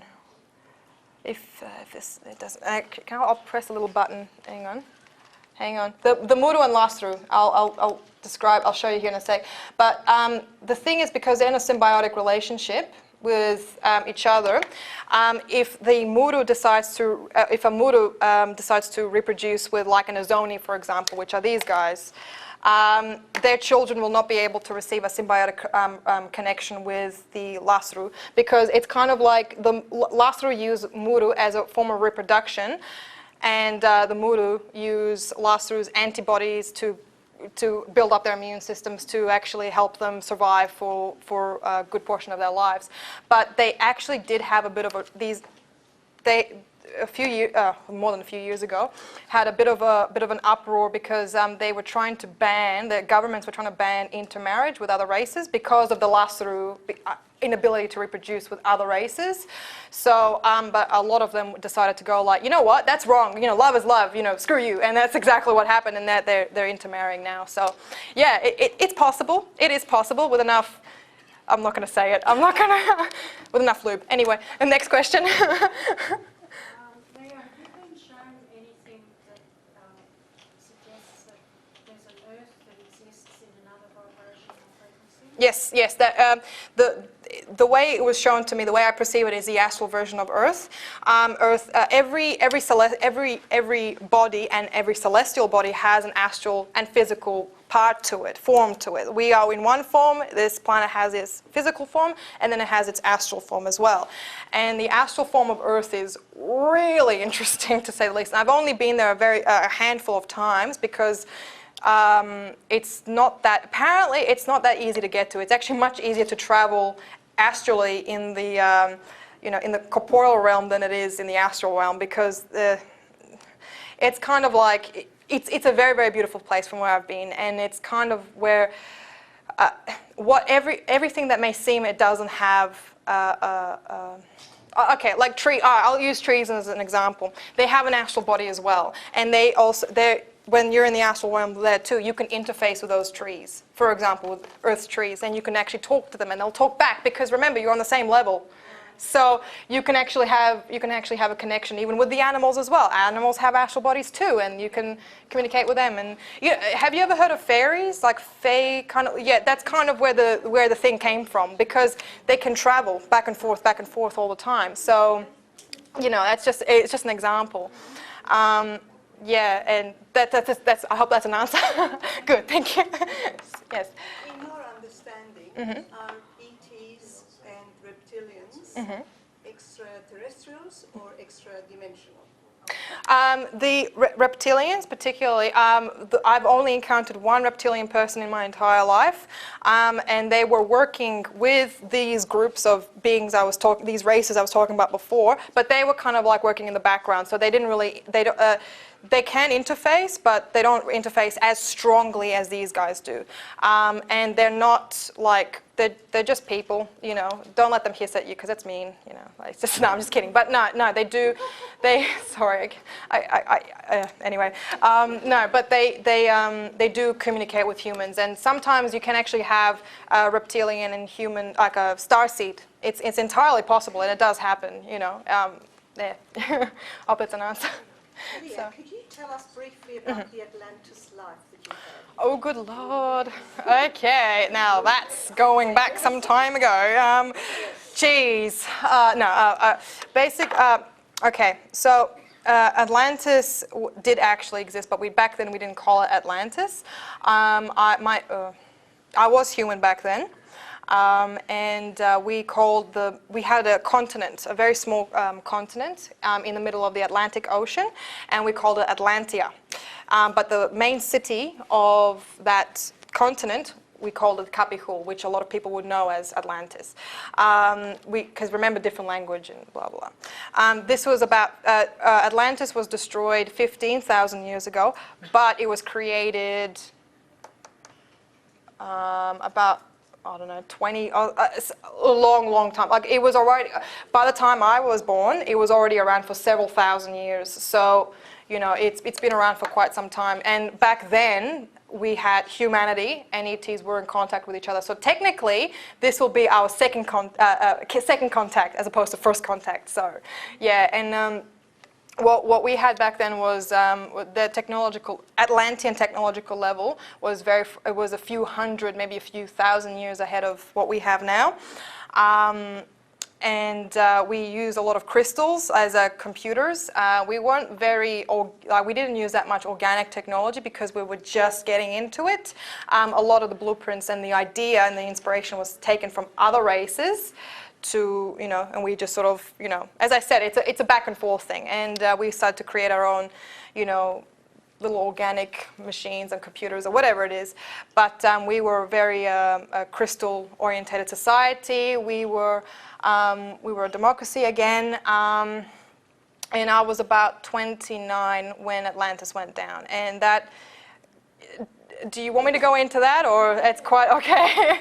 All right, now, yeah. So Atlantis, or Atlantia, or Kapitel, whatever, was a very beautiful place. The continent itself housed some very dangerous forms of life, but that place, you know, had abundant in resources and minerals and trees and all these all these things that, you know, that could generate a fantastic civilization. But the problem was, you know, it was a very dangerous environment to be in. So, you know, there's some times of the years you don't go swimming because, you know, you might get eaten.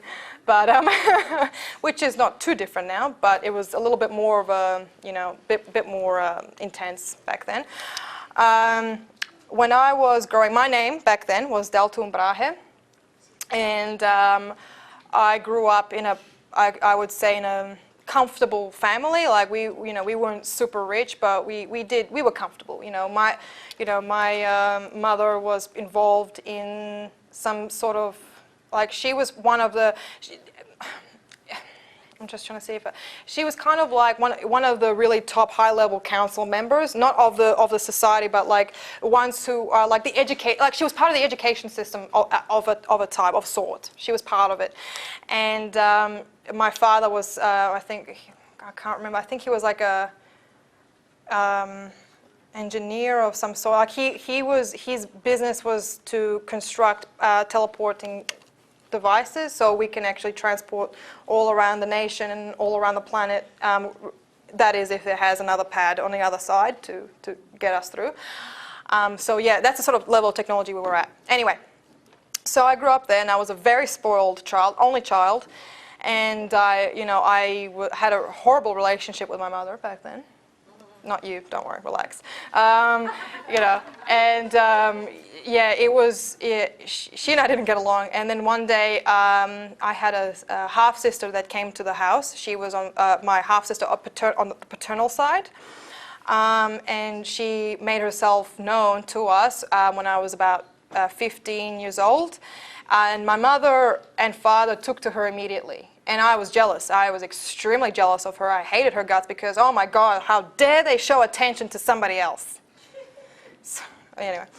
And then one day, what broke the camel's, the straw that broke the camel's back was I tried, because she would come to the house regularly, and I hated it. And one day I decided to stage that she had stolen a family heirloom. And to make it look like it was a serious thing, I broke my arm intentionally to make it look like that was a bit of a struggle. My parents didn't buy it. They knew, they saw straight through me because back then we had telepathy. And I wasn't a smart, I never said it was smart, okay? Just saying. Even as a soul, okay? I'm just saying. I'm just saying. And yeah, they kicked me out. And I was out, and they said, they gave me we'll just call it money for argument's sake. You know, just to, you know, here's this money. Don't contact us ever again until you can, you know, make your way in life because you've been riding on us for too long. You know, piss off. And like a good parent would. And so I was just furious. I was angry. I was just, I was a disaster, and I spent all of it. I didn't save any of it. I couldn't handle it. I traveled into the inner city because I wanted to get away from my parents. I was like, you know what? If they're going to kick me out, I'll be right out of, you know, whatever.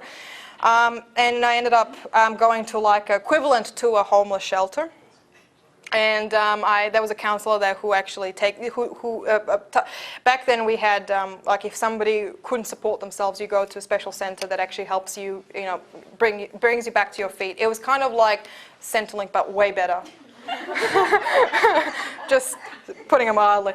The guy, I remember one of the council, the people who ran the facility came to me, and he was talking with me, and I was giving him my sob story.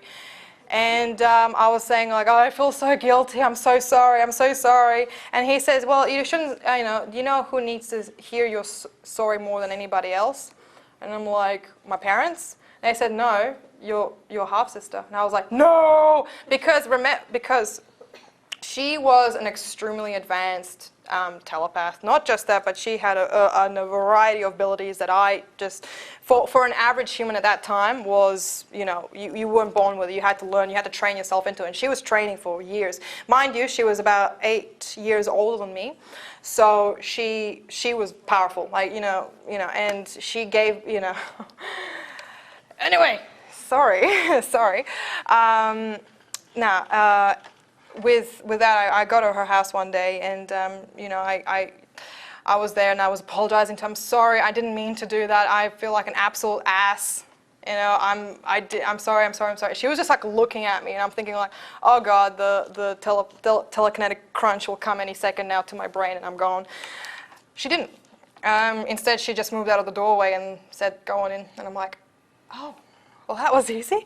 I'm not gonna, you know, but she helped me out a lot. So she drove me back to school. I didn't mean drove. I mean like she helped me, gave me the motivation and confidence to go back to school, to start building my life, to get a career going or whatever, a little job. And I started working in the library.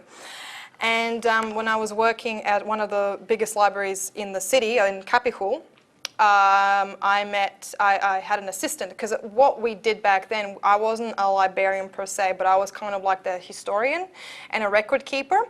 So somebody that goes around the planet and records, you know, information, and just to, you know, just to have, you know, so we could teach the next generation, and, you know, for ETs to learn and research and all that sort of stuff. So, you know, I'm not going to say my job was super important, but it was a job, you know, I enjoyed doing it.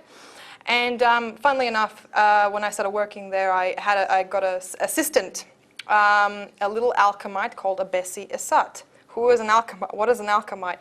An alchemite is a citizen who comes from Alchem, aka Egypt. And back then, Egyptians, we didn't call them Egyptians, as you can imagine. We didn't. We had a very, very close. Atlanteans and Egyptians had a very close. Alchemites had a very close connection with each other. So we were like probably the most powerful nations on Earth at that time, and and that Bessie Isat, turns out to be my mother today, and yeah, so. That was great, and for many years I was working as that, and I would go to Egypt and come all around the world. And then one day I was in the library, and back then I had a little pet bird, a few years old, and she was amazing. She was a little bird that I got as a present from another world, and she had an attitude on her like you won't believe. But one day as I go into the library, she would come to work with me all the time. And I go there, and I'm talking, and she starts attacking me out of the blue for no reason. I'm thinking, like, why is she doing this? And she was going at it, like she was flapping, she was squawking. She dived in to get, with her talons out, all of that directly to my face. And I just, for the first time in my entire life, I whacked her out of the way. She comes tumbling down on the floor. I'm thinking, like, oh my God, I just killed her. She jumps up and flies out the window, and I didn't see her again. I'm thinking, like, what the hell was all that about? And people in the library were watching me. I was kind of like, oh God, I'm an animal abuser. I'm sorry. And then before anything could click, I heard like a deep grumble, like a deep grumble in the earth. I could feel it through my feet. I could feel it through my feet before I could hear it in my ears. And it was like this deep boom, like this sort of powerful, and the louder and louder I got, and all of a sudden you just see like alarms going off, and all this red, like flashing, colors, and all this people. And then I'm looking at a Bessie, and she's just like frozen in fear, and I'm looking at all these people who are panicking, who are running to the alcoves where the teleportation pads were. And I'm thinking, like, what the hell is going on? And I'm just saying, like, get out, get out. And it was just a really weird, intense moment. And I ran out of the library, and I get outside of the balcony, because we had like a little plateau area that actually overlooked a portion of the city. And in the distance, I could see like this wall of energy, like a plasma-like energy, purple plasma wall, that's sort of like coming out from the distance, from behind the mountain and hills. And I'm thinking, like, what the hell is this? I wasn't even thinking. I'm just sort of looking at this, and people are pushing past me. I'm just sort of trying. I'm barely able to stand to see what's going on. And as this big ball is coming out, it's just literally incinerating, scorching everything it's coming into contact with. And then all of a sudden I could feel like an earthquake was, because I thought it was an earthquake initially. I really did, because back then we had the technology to not get natural disasters. So to us, I've never experienced an earthquake. So that's what I initially thought it was, but until I saw that.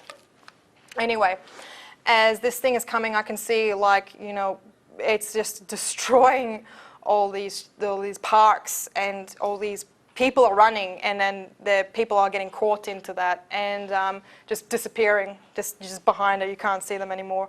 And then because it was the earth was getting more and more violent the closer this thing got, and it sort of dawned on me, it was kind of like this big energy wave was causing the tectonic plates to really shake and move, because it was developing cracks in the ground as well. And mind you, Atlantia, the continent, was sitting on a fault line. So there was active volcanoes in between. There was like a wall of mountains, volcanoes sitting in the land. So that's why it pushed up, why the land is there. And it's showing now. It's really showing. It's really coming in, and it comes, and I'm just watching these cracks form into the ground, and buildings are falling into it, people are falling into it, and you can't see them anymore. And the thing is, I was frozen. I couldn't move. I couldn't move. I couldn't move at all. I couldn't move a muscle. It felt like the wave itself was producing some sort of electric current in the air that was sort of inhibiting me to, like it was just shocking me in place, you know. And a part of that was my fear as well, that was really coming into effect, and it was just, I was paralyzed, I couldn't move. And the closer this thing got, I can see this, it's being vaporized. It was just being incinerated. And I'm looking at it and I'm like, I'm gonna die. And there's nothing I can do about it. And then there was like a flash. Like, it was weird. Like, I got this, I could see clearly, I could smell, like I could see everything in clarity. Like, I could, like, almost got like microscopic vision in like a second. And I could hear insects, I could hear the birds flying overhead that were like the thousands flying away from it. And I knew Argesh was, well, my bird, sorry, was one of them. So she was trying to warn me, I guess. And I could smell the burning, and then I could feel the heat on my skin, and I had this instant, this weird memory popped up in my head. The last thing I remembered was playing with my bird, my pet bird Argesh, sorry, I should have given you a name, outside of my house. And we're playing outside, and it was a lovely day. And that was a good memory. And sorry guys, I don't mean to get, and then because I have my arms up like this, and then I click back into the present, and I have my arms up like this, and then I see the wall coming, and it's like I have my hands up like this, and then like a wall of plasma comes and it just burns my hands off, my arms off, and hits my face, and it's black. And I'm like, I'm dead, I'm dead, I'm dead, I'm dead, I'm dead, I'm gone. And then it just something started to come back to me. I was like, oh my God, how am I still conscious? How am I alive? I can't be. I can't feel my lungs. I can't breathe. I can't. And I looked around, and I'm thinking like, oh, I'm in limbo. I'm dead. I'm a disembodied soul now. And I'm like, and I was like, okay. I was like, okay, I've died, and I have to accept that. I want to see the place. I want to see Atlanta. I want to see the city again. I want to see the land again. Where, you know. So I go back in my soul form, whatever you want to call it, and I see water. The same spot where I passed. It was water ahead, water behind, water all around. And I'm thinking like, where is the land? Where did it go? And I think like, oh my God, the whole thing has vanished. Well, it didn't vanish, it was just, and you know, it was like that realization, you know, a second death. When you realize, you know, you're part of you, when you die, you have people who are alive that, you know, remember you and, you know, think about you, and part of your work, part of your life still goes on, but it was all gone that day, so it was like a second death for me. And it just hit me. It was 3 ecosystems, unique ecosystems to that continent, and millions, tens of millions of lives, a city, a unique people gone. Like, that took thousands of years to,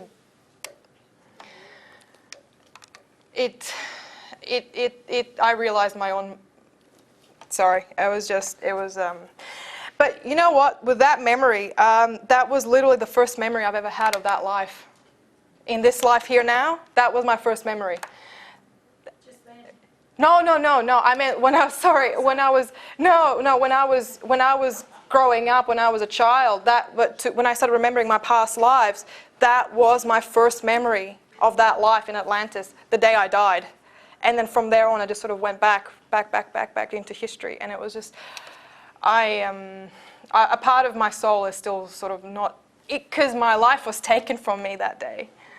I didn't die out of natural causes. I wasn't, you know, it was just, I had no choice in the matter. And that was what still sort of makes me think. Do you know what caused that energy? Yeah, from what I've learned afterwards, after I started to get these memories back, and I was, started to get into contact with ETs, they were telling me.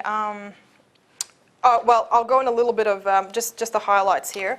As I said, Atlantean culture orientated heavily around crystals and energy. And back then, humanity was developing technology, and the need for energy was building really, really, like, we had a huge demand for energy, something that we didn't really have capable to generate our needs at the time. So we found alternative sources. We found this type of crystal that could only be found and mined in the center of the galaxy. So we would send ships over to pick it up and bring it back here, because we saw other races using the exact same form of energy. But these crystals were highly potent as well. They were volatile, but you needed to have a right environment to control them so they wouldn't overdo it. And the thing is, what we were planning on doing with that, because we were a very young race, back then too, and we were thinking, like, even despite our intelligence, we were still kind of at the beginning stages. And, we were saying, like, okay, look, we'll just use these sort of crystals, this energy source, for a time until we can create new prototypes, new generators, new machines, these, to help gather this energy that we need for our civilization. But unfortunately, temporary became a convenience. We started to heavily rely on these crystals, and our need for, our need for this energy started to really skyrocket. And the scientists or the engineers, whoever you want to call them, working in these power plants, were already kind of a little bit funny using them, because there was a level of intelligence in these crystals too, and they were heavily affected by them, because the people working with them, because they knew that, because in order to get the required energy levels from these crystals, you had to sort of like poke at them in a mundane way. Like, you have to sort of create an intense environment for them so they can actually unleash the right amount.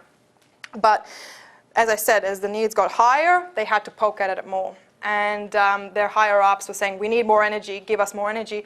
And the scientists were like, look, we're already reaching a dangerous level here. We don't need to go any higher. All right, well, we'll find someone else to do it. And they were like, oh. So they turned it up, and they were, think of it as they were poking the eye of a dragon, but this time they used a sword. And that was the thing that, yeah. Thank you. But yeah, that's look, and when talking about this ET contact in today, there is a history here, and it starts back then. The reason they're here now is not only because we're struggling, but because they're not just the interstellar family, but they remembered us. They know about us. They know, and they want to make things right. They want to. Sorry. Yes. Have they told you when there will be kind of like first contact, open contact, where everyone on this planet knows about? I can't. I can look. I'm only shooting in the dark here, but I'm estimating within a decade, maybe. I don't know. I really don't, because progression comes up and down all the time. Yes. Were the global pyramid and all these structures part of a power generating, and the Giza pyramid actually had crystals in it? Yes. Yes, yeah. The ones in Giza, the reason why I was going to Giza a lot when I was Delta is because they were creating a prototype for new energy source, which is what we now know as the Giza pyramids. And they were never finished, in my time anyway. But they were kind of like the next generation of energy source. And back then we called them pylons. They were technically pyramids. They are in shape, but they were pylon, and we figured out that because we already had these sort of pyramidic pylons all around the world, but there was only one or two of them, and we figured out if you have more in a cluster, bring them all together, build them all in a closer vicinity of each other, they'll be able to get more out of it. So that's why we have more of a cluster, for example. So yeah. Thank you. They're on a specific grid. They are, yeah, because they sit on Now, remember when we were talking about astral Earth? Astral Earth interfaces with the corporeal or physical Earth as well. And the way that it does, it has, have you, I know them as ley lines. Has anyone, yeah, ley lines? Yeah. Now, each pylon structure is sitting on each of the, not just on those ley lines, but where the lane lines sort of like come out. The plexus or nexus, what is it called? Like the net. I'll call it a geyser, just to make it like, so they sit on those specific spots because that's where the most astral energy is coming from. And that we use. So yeah, we used anyway. Yeah. So. Any more questions? Sorry, it's been an. Yeah, sure. How did they get your mother's eggs? Did she know about it? No, she didn't know about it until I told her. But the way they did it was, what they did was I think Mesrith must have done this because he was the one who was telling me the story. He was saying that he went to her while she was asleep. She was never taken from her bed or anything like that. She was asleep and he just snagged a few of her eggs because remember, energy beings they can phase between physical and astral all the time. So he just literally, the way he described it was he just reached in and grabbed them and then took with him. I know it sounds so bad, but that's just the way it was just put to me. I'm sorry, guys, because remember he's explaining all this to a deuce. So a deuce, is that the right word? But a dunce. That's it. Anyway. How did your parents react when you first? Well, when I first started talking about this, my mother, who was taking care of me at the time, because both my parents are divorced, so I was telling her all this sort of stuff. I was giving her, information about my experiences, what I know, and all that sort of stuff. And she thought it was great that a child of my age has an amazing imagination. It wasn't, but she was really encouraging it. But as the years progressed, I still kept talking about it, and she started to worry that there was something a little bit more like mentally wrong with me. So she thought, oh my gosh, I might have some sort of mental disorder or illness of some sort. But my father, who I was talking to this about, he just outright didn't want to know anything about it. So, but fortunately for me, I at least had my mum's support to, she trusted me well enough to heed my word for it. And she started to do the research, because she was a scientist herself, and still is. And she was researching this, where most parents who would just, as I said, they wouldn't want to have anything to do with it, with their child talking about this. They just sort of pray that they will forget one day. But what she did was something that very few others did. She started researching and looking at and started comparing the stories between what I was saying and what other people were saying on the other side of the planet. And she was finding that a lot of the things that I was saying were correlating with what they were saying. So it was kind of like, okay, maybe there's something a bit more to this. And through that we met Mary Rodwell, and ever since then it's been awesome. Hail to the mother, yeah. Thank you for not throwing me in the psych ward. That's much appreciated.